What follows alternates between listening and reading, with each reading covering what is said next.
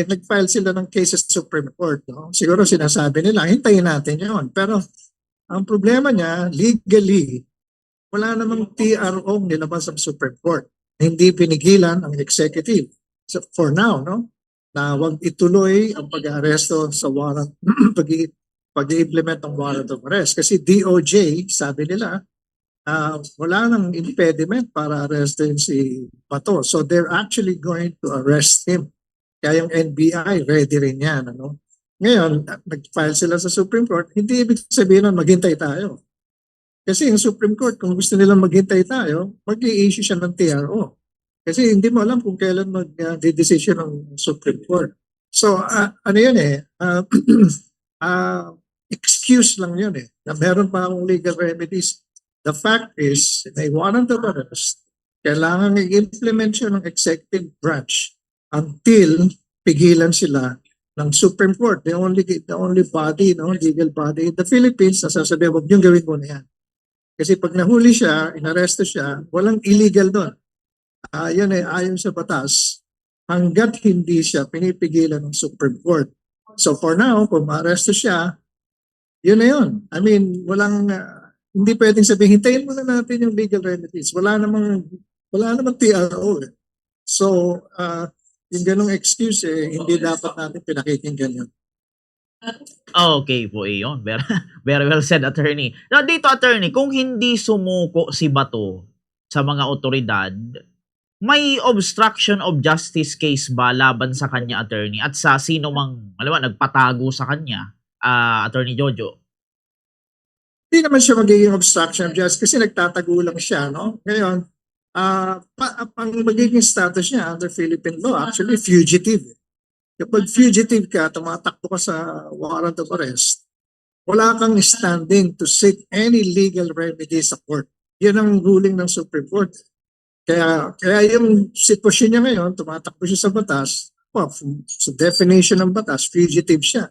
At sabi ng court, very recent decision lang, kapag fugitive from justice ka, you have no standing to seek any kind of relief from the court. So yun lang problema niya. Ang obstruction of justice, possible. Dun sa tumulong na tumakas siya, possibly. Robin Padilla, ngayon people are actually thinking, pati si Senator Cayetano, kasi nagbigay sila ng protective custody na wala namang basihan sa batas. That's why, tapos nagdrama sila doon, dumating si Bato sa Senado, alam nilang darating para lang mag-arrest yung leadership ng Senado. And then umalis ulit. Umalis ulit, no? Sino nagtumutulong sa kanyang pagtakas? Kasi bawal yun abetting and aiding and abetting yun Tapos harboring at fugitive from justice. Maraming violation. Kaya narinig ko rin sa news kahapon, ang NBI talaga tinitignan masusi kung may violation si Robin Padilla saka si Alan Peter Cayetano kaugnay sa pagkawala ni Senator Bato. Opo. Sabi ng iba, attorney, political persecution itong nangyayari kay Bato. Pero bakit accountability ito at hindi harassment sa paningin ng iba, Attorney Jojo? Gano'n naman yan Pag may ginawa, frame na ginagamit nila, hindi, political lang yan, diba? Kahit si Defensor, na-raid yung kanyang, yung kanyang nightclub doon sa Pasig. Political lang to. Anybody can say that.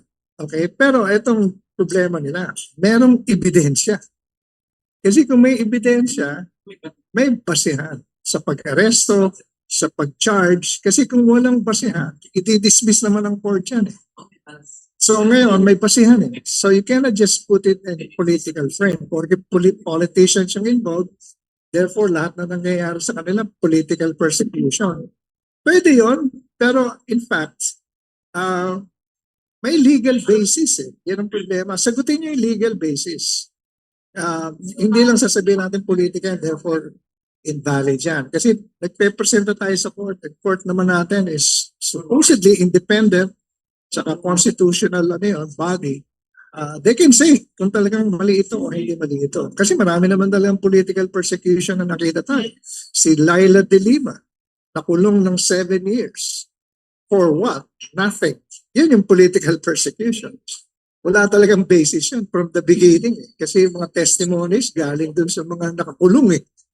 Pero ito may mga basis sila na huli nila, for example, yung nightclub, may mga taong na rescue, tapos ito si Bato, nasa ICC, may mga ebidensya, may mga biktimang libo-libo, so merong ebidensya. So okay, you can say political yan, pero at the same time, kailangan harapin mo yung ebidensya. Yung ginawa attorney nung Senado na ito nga parang prinotektahan si Bato, kasi namalagi pa doon. Palagay niyo attorney tama ba 'yon yung ginawa po ng Senado, attorney Jojo? So, di ba, nag-resolution for number 44 yun eh, no? Giving protective custody, yun yung term ni Alan Cayetano, no? Alam mo, I congratulate, meron siyang guro na kino-question ngayon yan sa Supreme Court, eh, no? Tama yun. Pero alam mo, ang tingin ko doon, walang basis yun by law. Anong basis ng law ang nagpapahayag na ang Senado pwede magprotekta, lalo na kung ang isang tao ay hinahanap ng batas. Anong klaseng president yan? Later on, meron na namang may issue ng warrant of arrest, magtatago na naman sa Senado, kagaya ni Bongo. Si Bongo ang susunod na aarestuhin, palagay ko eh, no? So they have set a precedent na hindi tama. Mali talaga. They're overstepping their role. Wala silang kapangyarihan to provide any kind of protection against criminals. Kaya ako, maling-mali yun. Kinokondena ako ang Senado, lalo na si Alan Peter Cayetano, na nag-isip nito para lang protektahan ang isang fugitive from justice. Nakakampi nila.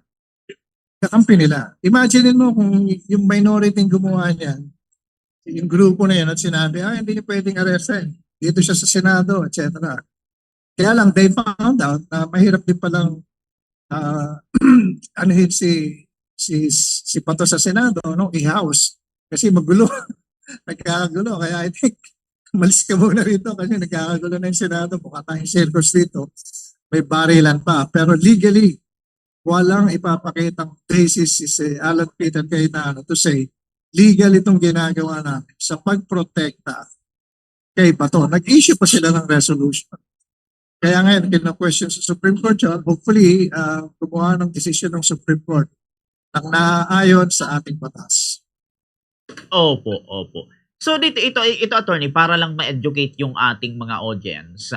Sa ilalim po ng international law, obligasyon ba attorney ng Pilipinas o ng Philippine government na isurrender ang may ICC warrant kahit sabi nga nung iba wala na tayo sa ICC? Violation ba ito attorney kung hindi, attorney Jojo? That's a good question, ano? Kasi ang ICC dati membro tayo niya. Ngayon, therefore, yung mga krimen na naganap, kung membro tayo, sabi ng ICC, wala namang problema sa Supreme Court natin, may jurisdiction ang ICC dyan. Ngayon, nag-issue sila ng warrant, no? Warrant kasi, sabi ng hindi, kailangan Philippine courts yan. Hindi eh, kasi sinabi na rin ng ating batas, ng RA 9851, na in-sponsor ni Alan Cayetano, ni Chis Escudero, tsaka ni Jingo Estrada before we became state parties to ICC. So that law predates even the ICC. Sabi nila ron, pag may kaso sa International Tribunal, nasa isip nila nun ICC na kasi parating ng ICC nun. Dalawang options natin sa mga ganon. One is, pag may warrant of arrest from abroad, one, kapag International Tribunal, isurrender natin, or kung merong extradition treaty, extradition process natin. Pero yung extradition option na yun, that's between states. Parang United States, request natin, okay, padaanin natin sa extradition treaty. Pero sa ICC, ang sabi doon, pwede, by law, pwede nang isurrender ang taong iniimbestigahan at may warrant of arrest ng ICC at other international tribunal. So yung pag-surrender kay Presidente Duterte, legal yun. Legal yun. Ngayon, pwede rin isurrender si Bato based on a local law. Hindi necessarily based sa ICC Rome Statute. Pero sa Rome Statute, meron pa rin tayong responsibility dyan, sabi na ng Supreme Court, na kahit mawala na tayo dyan, we should conform with general principles of international law. Kasi under the Constitution, general principles of international law are part of the law of the land. So walang legal impediment for the Philippine government to surrender Senator Bato sa ICC. In fact, napaka-importante ngayon, isang point lang, Bombo Care, no? Tumatakbo tayo ngayon ng UN Security Council member. Mag-e-election yan in about 2 weeks. Paano natin mapapakita sa international community na tayo respectable member community kung hindi natin sinusunod yung international conventions, no? Saka general principles of law. Just a thought for President BBM, no? Kasi hindi niya pwedeng sabihin, hindi, wag natin gawin yan. Magagalit ang maraming membro ng international community, lalo na yung members ng Rome Statute. Kaya madaming layers to, pero just to answer your question, there's no legal impediment, even in local laws, for the Philippine government to surrender Senator Bato sa jurisdiction ng ICC. Yun ang mali. Okay po 'yun. Ito attorney, kasi nung nagpalit ng liderato sa Senado, bigla nga pong sumulpot si Senator Bato de la Rosa. Kung kayo ang tatanungin attorney, ano kaya ang reason bakit siya nagpakita ron? Kasi 6 na buwan na siyang wala, dapat nilubos-lubos niya na kung gusto niyang kung nagtatago lang din naman. Kung kayo attorney ang tatanungin, ano ang nakikita niyong dahilan attorney? Well, obvious naman yung timing, no? Kasi yung articles of impeachment, pinagbotohan ng Monday sa House, no? At tapos sinabit na nung isang araw. Kaya everything, ako, tingin ko, yung change na yon is actually about the articles of impeachment. Kasi yung bagong mayorya ngayon, marami dyan, gusto na nilang patayin yung impeachment case. Nang hindi na nila pinapakinggan. Under the Constitution kasi, they have to try this, no, by mandatory constitutional provision. Parang ganun ang connection. May correlation. No? Hindi naman sinasabing yun lang. Kasi marami pang dahilan. Siguro si Alan Peter kung bakit niya gusto maging Senate President. You know, pero mainly I think because yung timing parang kadikit ito sa mangyayari sa impeachment sa Senado, which will start next week. Kaya mga tao talaga nagbabantay. Ano na namang maniobra ang gagawin nila? Naalala niyo yung ginawa ni Chis Escudero. Yung 4th week niya, naging 5 buwan. Tapos, pinabalik-balik pa nila, no? yung complaints sa House of Representatives. Talagang dinidelay nila. And then marami doon sa mayorya ngayon, bagong mayorya, nagsabi na hindi kami boboto sa hindi namin i-dismiss si Sara. Si Robin Padilla is one of those. Ang linaw-linaw. Ngayon sasabihin, hindi, magiging fair conduct. Pag binalikan natin, several weeks ago, sinasabi mo, wala. Decision mo sigurado, dismiss the case. So kailangan nga siya, mag-recuse siya kasi nag-decision na siya, hindi pa niya nakikita yung ebidensya. That's not a very appropriate action ng isang senador na magtitindig na hukom sa impeachment. So maraming bagay. So nakikita natin, minamaniubra na nila yung dismissal ng case ni Sara Duterte.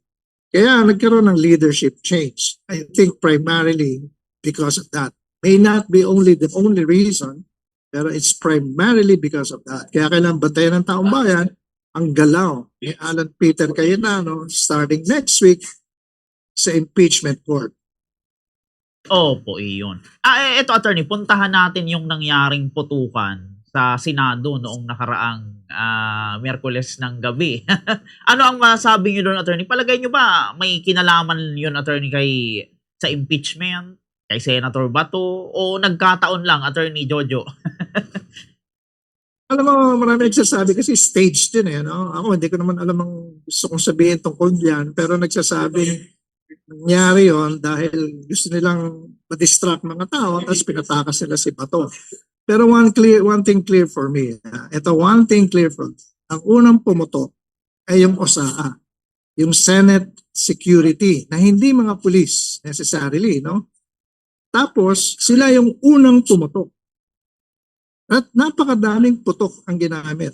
37 shots. Hindi naman pwedeng 37 shots, warning shots, lahat yun, di ba? So ako, agreed ako kay Ombudsman Remulla na sinuspindi niya si Mau Aplasca. Kasi siya yung cause ng lahat ng gulo na yun eh. Pwede naman nilang pag-usapan yun eh. Kasi pero kita mo, ready siya sa video, di ba? Bago magsimula, nagsuot na siya ng vest. Ready to go. Bulletproof vest, tapos may dalang napakahabang armas. Ano yun? Hindi yun peaceful move eh. Hostile yun.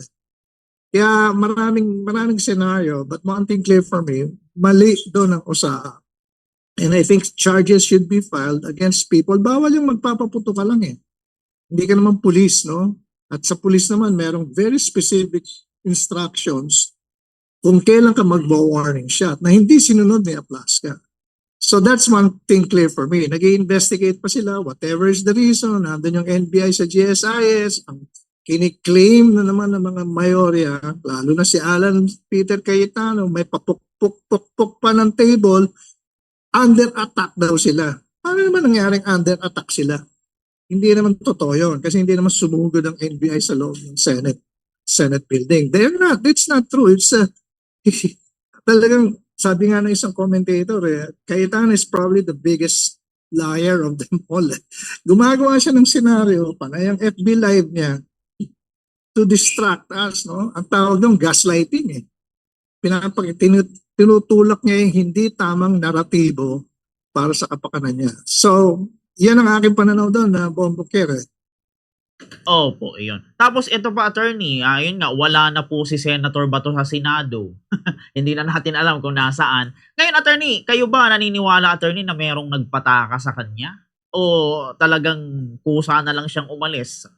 Attorney Jojo, sino ba ang dapat na managot dito, attorney? Hindi, may sigurado may ano siya, di ba? Kutsaba. Kasi mahirap naman lumabas basta-basta mag-isa. Unang-una, anong sinakyan niyang sasakyan? Mukhang wala naman siyang dalang sariling sasakyan. Tsaka makikilala yung sasakyan niya pag lumabas yun. Ano? Pangalawa, may video footage na ayaw ilabas ng Senado na obvious, nakita raw din ni Aplasca na si Robin Padilla ang kasama sa kotse ni Senator Bato nung lumabas ng mga alas 3 ng umaga from the Senate. Kaya kasama siya. Kaya ako tingin ko si Robin Padilla, meron ding responsibility para aiding and abetting, no? Fugitive from justice. Kailangan managot din siya dyan. Tapos itinatago nila. Ang dahilan nila, walang warrant of arrest. Walang warrant. Ando na nga yung ICC warrant eh. Ayaw lang nilang kilalanin. Pero may warrant of arrest yan. Kaya pag may ginawa ka dyan, may kasalanan ka rin sa batas. Kaya mahirap paniwalaan na wala siyang kasama, may kakuntsaba yan, tsaka kung saan siya nagtatago ngayon, kakuntsaba rin niya yung pinagtataguan niya. Kasi malamang-lamang wala siya sa property niya. Kasi kung property niya, madaling hanapin, di ba? Eh nagtatago siya, sabi ni Senator Trillanes, malamang nasa Metro Manila pa. Kaya palagay ko lang, Bombo Care, lumiliit na rin ang mundo ni Senator Bato. At some point in time, mahuhuli rin siya at madadala rin siya sa The Hague. Kasi ang maganda sa ICC, nakita natin to kay President Duterte, hindi bumibitaw ang ICC. Kahit na ilang taon pa mangyari yan, hindi sila bibitaw. Kaya hindi mo iisipin na, huwag mo isipin na pag forever, tatago si Bato at sasabihin na lang ng ICC, hindi, ayaw na namin, hindi pala mahuli. Hindi yan bibitaw.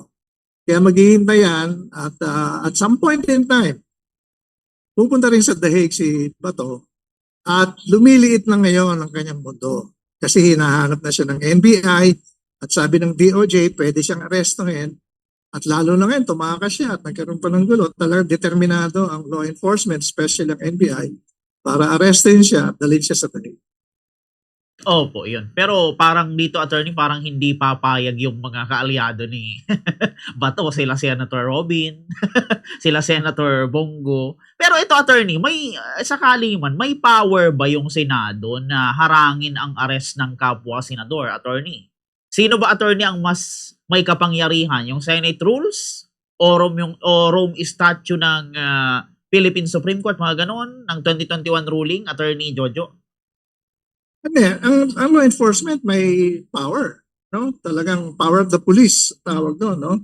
Na manghuli kasi yun ang mandato nila eh. Ang Senado, of course, kung nandun sa Senado, medyo may kaya nilang protektahan kasi meron din silang mga armadong tao ron, ano? Kagaya nung sila Mau Aplasca.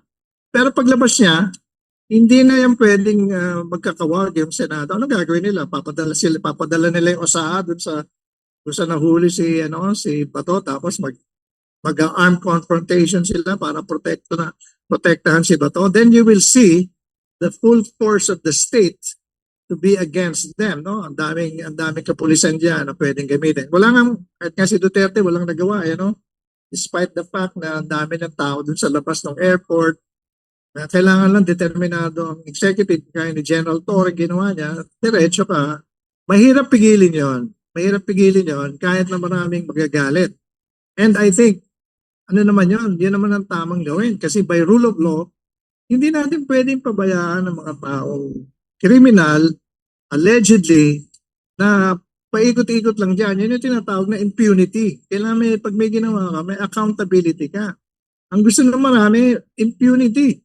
Huwag nating pasagutin sa corruption si Sara Duterte, huwag nating pasagutin sa tokhang si Duterte, presidente, huwag nating pasagutin sa tokhang si Bato. Anong klaseng bayan yun na pinababayaan natin? Kasi kakampi natin.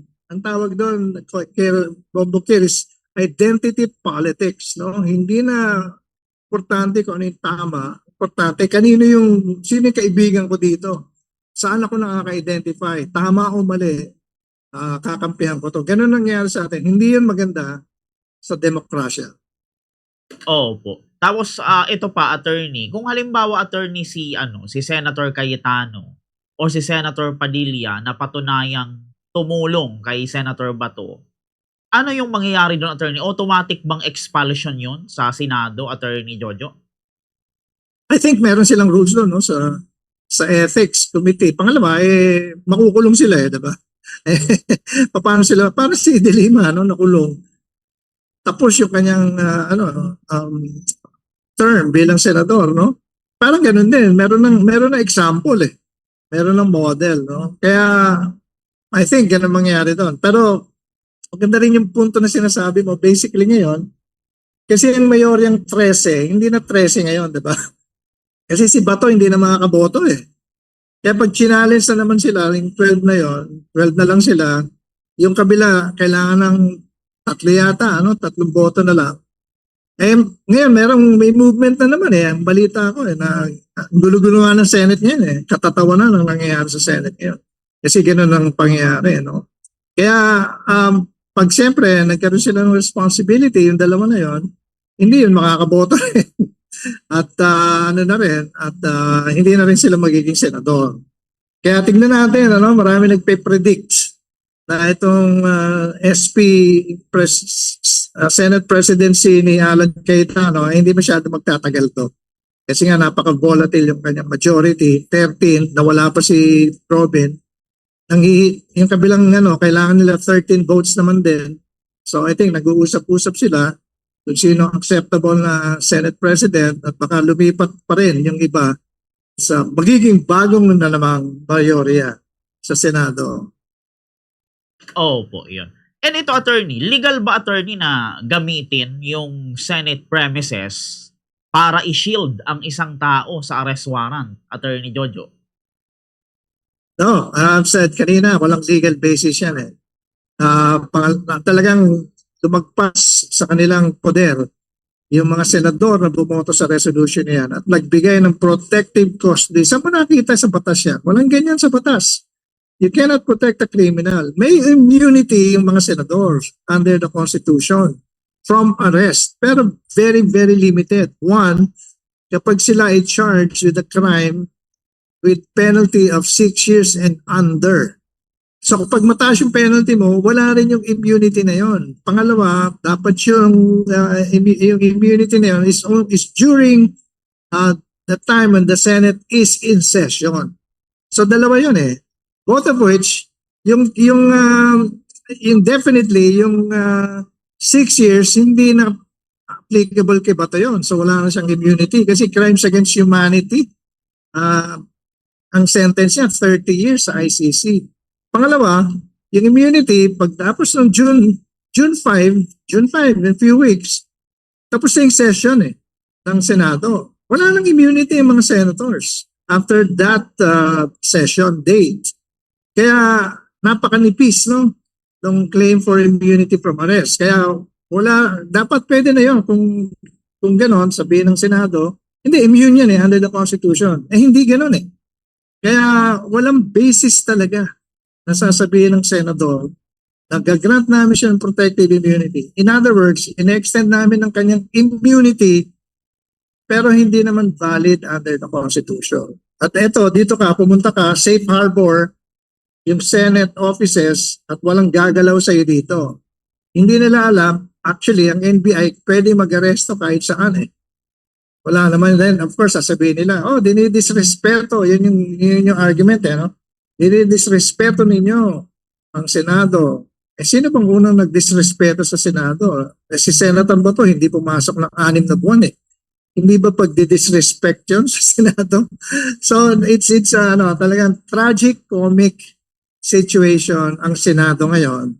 Kaya hindi nakakagulat, talagang maraming pinagtatawanan ang Senado. In fact, nakita mo sa CNN, pinalabas nila at saka ibang news outlets, pati mga foreign media, yung pagtakbo ni Bato at nadapa at yung putukan sa Senado. Yan ang brand ng Philippine Senate ngayon all over the world. Kaya medyo talagang nakakahiya sila. And this all happened under the watch of Alan Peter Cayetano. So for me, he's the biggest culprit of all this. Po. So overall pala attorney, medyo negative para sa atin yung ginagawa ngayon ng Senado, Attorney Jojo. Not good. I mean, like, I don't know sa Naga, no? Pero dito sa Manila, 2 days na kaming nagkaroon ng rolling brownouts. Ito yung dinala ni BBM sa ating bansa ngayon no? Parang binalik tayo dun sa 1980s. Meron na naman rolling brownout. Nung bata ako, rolling brownout. Ngayon, ganun din kami dito sa Manila. Ewan ko sa Naga. 2 araw this week, wala kaming kuryente sa gabi. What kind of a country is this? Ito yung dinala ni BBM. And now, yung Senate, walang ginagawa. Kundi magkagulo and everything. Kailangan solbahin nila ang problema ng taong bayan. At yan ang hinihingi natin. At si BBM, sorry Bukir, asan si BBM? Hindi natin maramdaman yung gobyerno. Nagtaas ng gasolina, nagkaroon ng Iran war, wala tayong naramdamang ginagawa ng Department of Energy. Ngayon, wala na namang kuryente, wala na naman tayong nararamdamang ginagawa ng DOE. Wala na naman tayong naririnig kay President BBM. Nagkakagulo sa Senado. Ang una niyang sinabi, protect the senators. Anong klaseng liderato meron tayo ngayon? Kawawa naman ang taong bayan. Naghihirap tayo. Nagkakagulo yung political institutions natin. Nawawala ng tiwala ang mga tao sa political institutions ng Pilipinas, and at the same time, naghihirap tayo sa ating pamumuhay sa araw-araw. Ang tanong lang, BBM, where na you? Ba't wala kang sinasabi at wala kang ginagawa para sa amin?